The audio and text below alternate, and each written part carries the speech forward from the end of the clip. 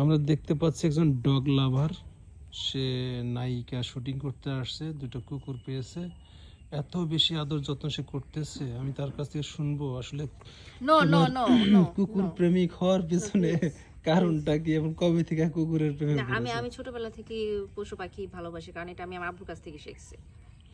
এই কারণে আমরা প্রথমে এসে দেখছি যে দুটো কুকুর তোমাকে খুব আপন করে কারণ ওরা নিয়েছে। মানুষ চিনে, ওরা বুঝে যে কার কাছে আদর পাবে, আর কারা আসলে মানুষ আর কারা হচ্ছে মানুষ রূপী অমানুষ। বুঝতে পারছো না? তোমাদের কাছে তো যাবে না।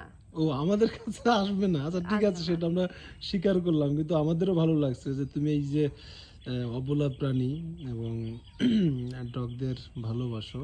হ্যাঁ, অবলা প্রাণীরাই মানুষের থেকে বেশি ভালো, ভালো, স্বার্থপর হয় না তোমাদের মতো, স্বার্থপর হয় না। তো খারাপ হয় না, ওরা ক্যারেক্টার লুজ হয় না, ওরা বুঝে, মানে মানুষের মতো ক্যারেক্টার লুজ না। কিন্তু ওরা তো বিয়ে শাদী করে না, তো বেবি হয় কেমনে? ওদের জন্য তো আল্লাহ সেই বিধানটা রাখে নাই। রাখে নাই? না, ওদের ক্যারেক্টার ভালো হলো কিভাবে? এটা ওদের ভালো। ওটাই ভালো না? হ্যাঁ, ওরা একটু পর পর খালি মানুষের মতো তাকায় না অন্যদের দিকে।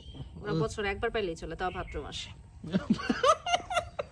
ভাদ্র মাসে কি যেন একটা গান আছে, দেখছস? তোর আম্মু চলে গেল। হ্যাঁ, হ্যালো।